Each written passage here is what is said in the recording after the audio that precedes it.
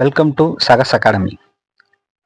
நம்ம இந்த வீடியோ பதிவில் என்ன பார்க்க போகிறோம் அப்படின்னா, தமிழ் அறிஞர்களும் தமிழ் தொண்டுன்ற பகுதியிலிருந்து இதுவரைக்கும் மகாகவி பாரதியாரை பற்றி என்ன மாதிரியான வினாக்கள்லாம் கேட்டிருந்தாங்களோ அனைத்து வகை வினாக்களையும் ஒரு தொகுப்பாக வந்து இந்த வீடியோவில் பார்க்க போகிறோம். கடைசி வரைக்கும் ஸ்கிப் பண்ணாமல் பாருங்கள். இந்த நம்ம சேனலை இது வரைக்கும் சப்ஸ்கிரைப் பண்ணாத ஃப்ரெண்ட்ஸ் சப்ஸ்கிரைப் பண்ணிடுங்க. உங்கள் ஃப்ரெண்ட்ஸுக்கும் ஷேர் பண்ணுங்கள்.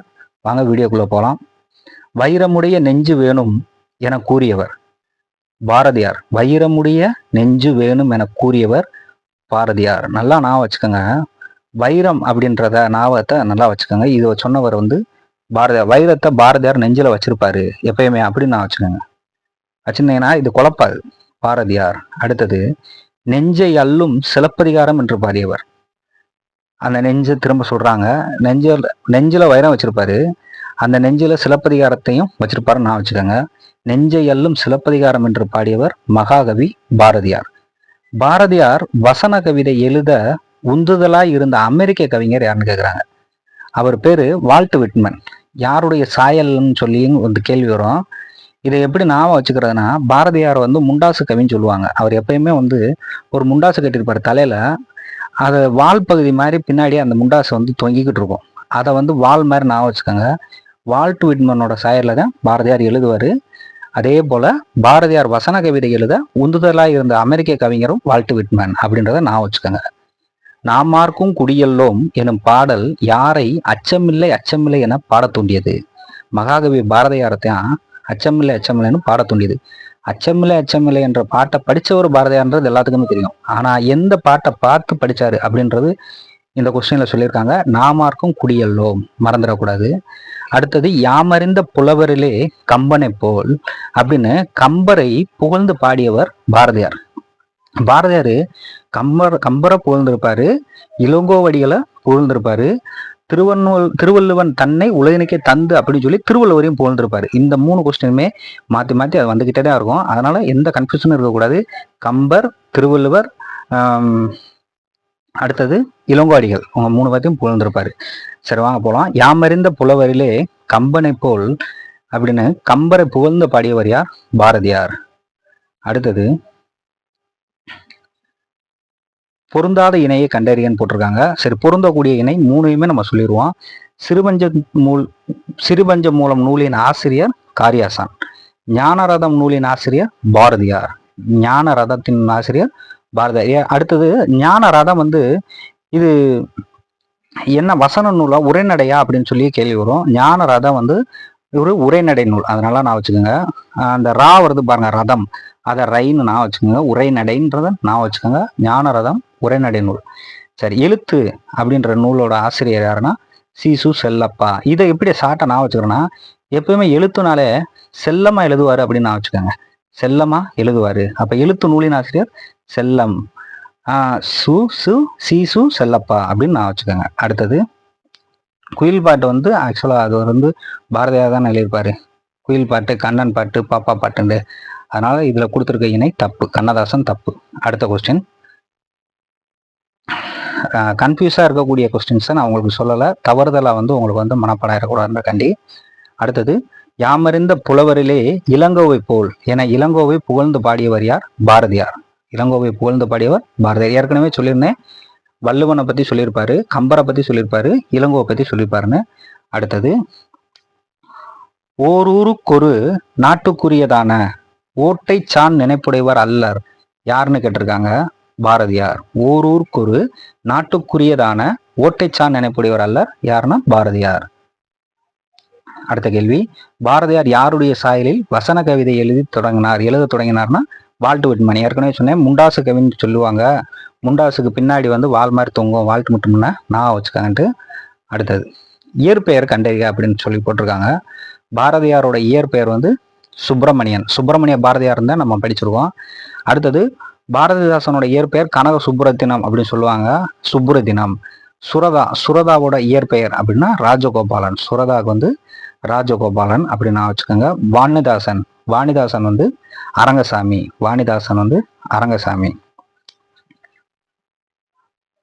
சரி, இயற்பெயர்ல வந்து இதை நான் வச்சுங்க.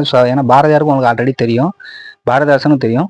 சுரதாக்கு கேட்டாங்கன்னா சுரதாக்கு வந்து ராஜகோபாலன் அப்படின்றத நீங்கள் ஞாபகம் வச்சுக்கோங்க. வாணிதாசனுக்கு வந்து அரங்கசாமி. கண்ணதாசன் வந்து அரங்கம் ஏறி பாடுவார்னு ஞாபகம் வச்சிருப்பீங்களா? கண்ணதாசனோட பேர் முத்தையா எல்லாத்துக்குமே தெரியும். அப்போ வாணிதாசன் ஒருத்தர் இருக்கு, அவர் கண்ணதாசன், இவர் வாணிதாசன். வாணிதாசனும் அரங்கம் ஏறுவார் ஞாபகம் வச்சுக்கோங்க, அரங்கசாமி அப்படின்னு ஞாபகம் வச்சுக்கோங்க. அடுத்தது நமக்கு தொழில் கவிதை நாட்டிற்கு உழைத்தல். நமக்கு தொழில் கவிதை நாட்டிற்கு உழைத்தல் அப்படின்னு முழக்கமிட்டவர் சி சுப்பிரமணிய பாரதியார் தான் முழக்கமிட்டிருப்பாரு.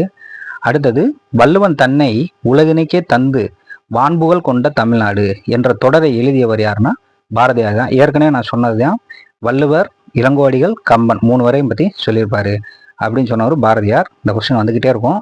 அடுத்தது பாரதியார் இயற்றிய ஞானரதம் என்னும் நூல் எந்த நூல் வகையை சார்ந்தது அப்படின்னா உரைநடை இலக்கியம் தான். உரைநடை இலக்கியம். அந்த ஞான ரதம், ரதம் வந்து உரைநடை அப்படின்னு நான் உரை அப்படின்னு நான் வச்சுக்கோங்க சொன்னேன். அடுத்தது வந்து பார்த்தீங்கன்னா பின்னொன்னவற்றை பொறுத்துக அப்படின்னு சொல்றாங்க. குயில் பாட்டு.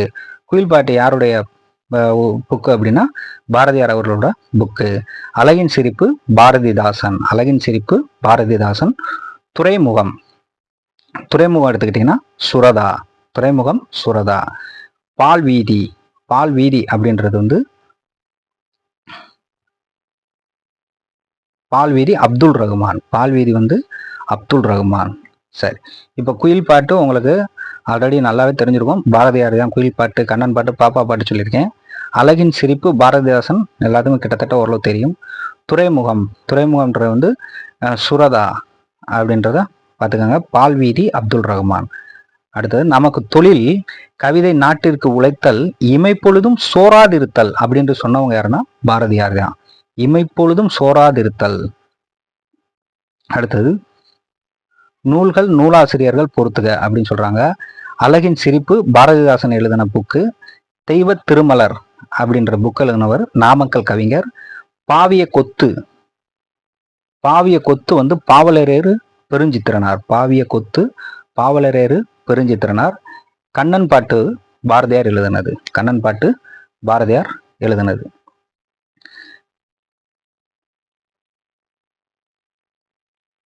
அடுத்தது பொறுத்துக.